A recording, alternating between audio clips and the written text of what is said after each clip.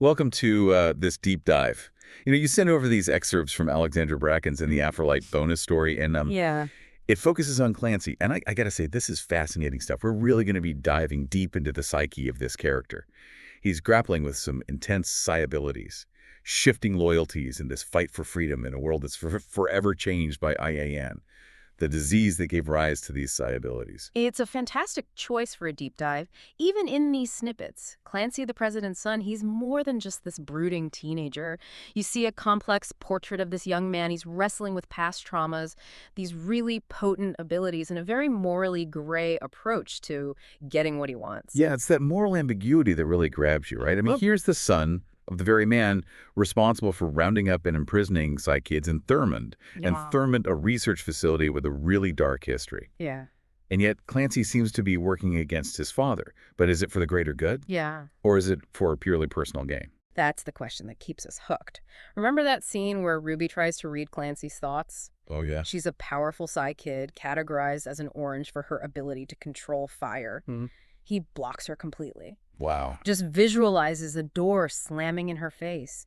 It's a clear indication that he's not just a greenest Psy with enhanced strength and speed. There's something more to his abilities, something potentially even more powerful. Which makes his interactions with the other characters all the more intriguing. Right. He kind of seems to treat everyone like chess pieces, Yeah. you know, moving them around to suit his agenda.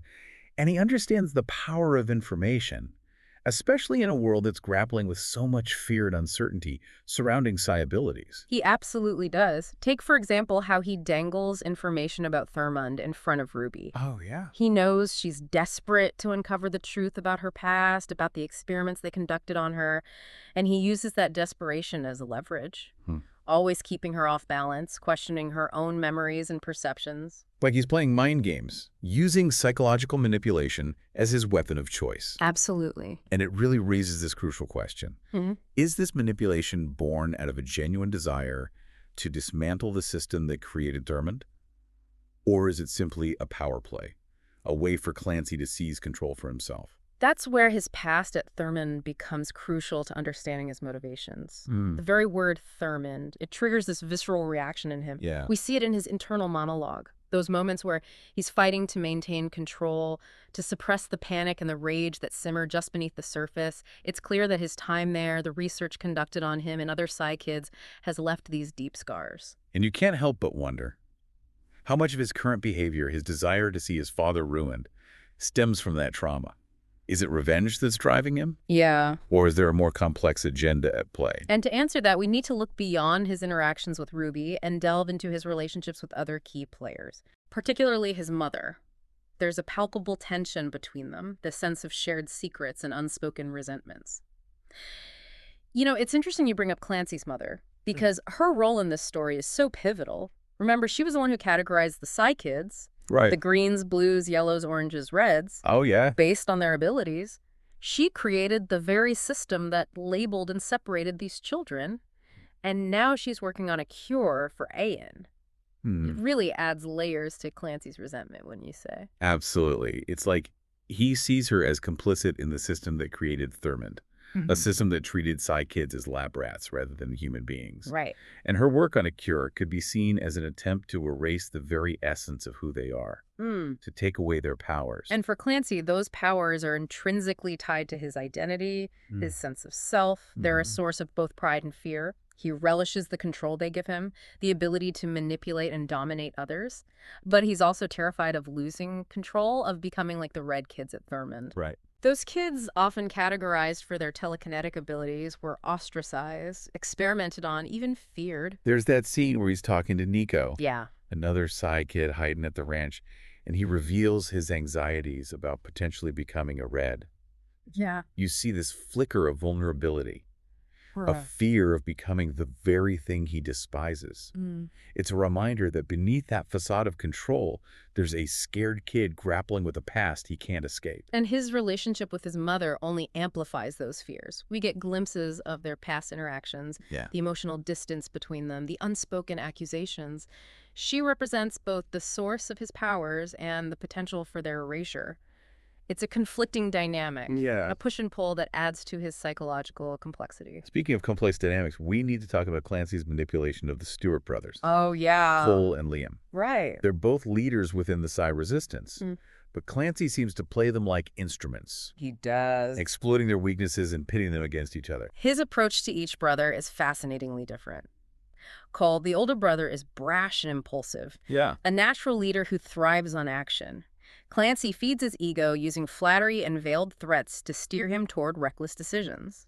Interesting. Liam, on the other hand, is more cautious, more empathetic. Right. Clancy uses that empathy against him, Oh, wow. playing the victim, manipulating Liam's sense of justice and loyalty. It's almost like he enjoys watching them stumble, like he gets some kind of perverse satisfaction from orchestrating their downfall. That's a chilling thought, but it speaks to a larger theme within the narrative. Yeah. The allure and the danger of power. Right. Clancy is obsessed with control, with being in charge, but his methods are often cruel and manipulative. And that brings us back to the question of his endgame. Yeah. What is he really trying to achieve?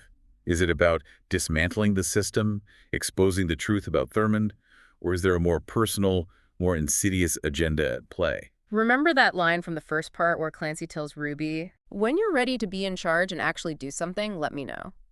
I think that line is key to understanding his motivations. It almost sounds like a challenge, a Right? dare. Like Yeah. he's waiting for her to step up so he can knock her down. Exactly. He sees himself as the rightful heir to power, the one destined to lead to control. And everyone else, even Ruby, is just an obstacle in his path. But he's not just manipulating individuals. No. He's orchestrating events, setting things in motion that have far-reaching consequences. His actions has a ripple effect, Right. impacting the entire Psi community and the political landscape. Think about the escape from the ranch. He planned it meticulously, Wow. using Nico's desperation and guilt to manipulate him into being the getaway driver. Yeah. And it was that escape that ultimately led to the confrontation at Thurmond, the place where Clancy's past and present collide. We left off with Clancy at a crossroads. His thirst for control is battling these echoes of his traumatic past. And these final excerpts really bring us to the heart of the storm. It's like watching a carefully constructed dam begin to crack. The Yes. pressure of his secrets, his manipulative tactics, and the horrific truths about Thurmond, it's all pushing him towards this breaking point. And the way he uses those truths, Right. it's almost like a weaponized form of empathy. He understands the pain and the anger of the other Psi kids, but he channels it towards his own agenda, Yeah. his desire to dismantle the existing power structures. Precisely. He becomes this master conductor, Mhm. orchestrating chaos and manipulating those around him. Remember his escape from the ranch? Oh, yeah. He used Nico's guilt and fear, expertly playing on his desire for redemption to secure his own freedom. It's a chilling reminder that Clancy is not above using anyone to achieve his goals, even those he claims to care about. It's that cold calculation that makes him so terrifying.